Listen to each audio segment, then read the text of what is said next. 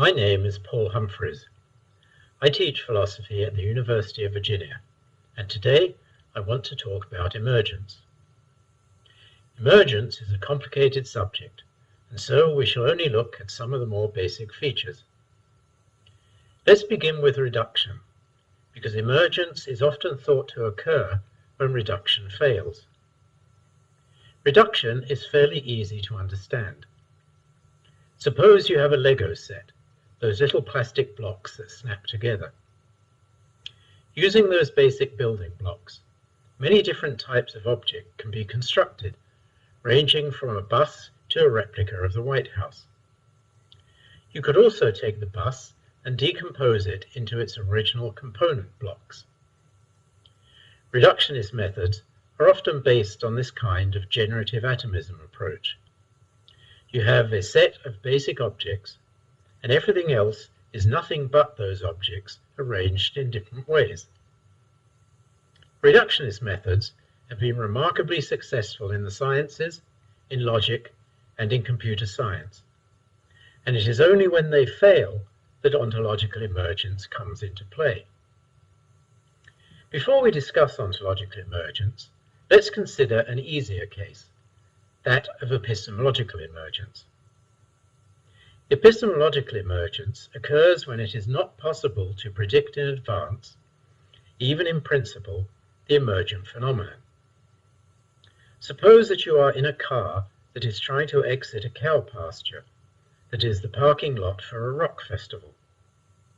There is only one exit, cars are coming from all directions, people are cutting in, and you move one step at a time. It is impossible to predict, even to the nearest half an hour, when you will get to the exit. This is because of the number and complexity of the interactions between the cars. Knowledge of that future event cannot be reduced to a prediction from a small set of basic principles, in the way that we can predict a solar eclipse. The only thing to do in the parking lot is to wait until the event occurs. But ontologically, the system is still nothing but a collection of cars and their interactions. Epistemological emergence usually occurs, and generative atomism fails, either because of our lack of knowledge of the processes involved, or because the prediction is far too complicated to carry out. Ontological emergence is more difficult to characterize than epistemological emergence, because it concerns features of the world that are not reducible to arrangements of fundamental entities. Examples of ontological emergence are rare, and we should not look for them in the everyday world. But they do exist in physics and chemistry. To help us, we can consider four typical features of ontological emergence. These are that the emergent entity arises from the original entities, the emergent entity is novel, it is also autonomous, and some element of holism is involved. One example of ontological emergence is what is called entanglement of quantum states. Entanglement has the special feature that when two objects combine, the states of the original objects do not fix the states of the joint object, and those original states do not continue to exist as components of the joint state. You can see how different this case is from the Lego blocks example.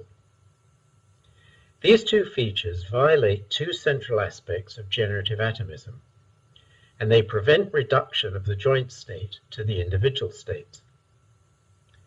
A second example is covalent bonding in chemistry.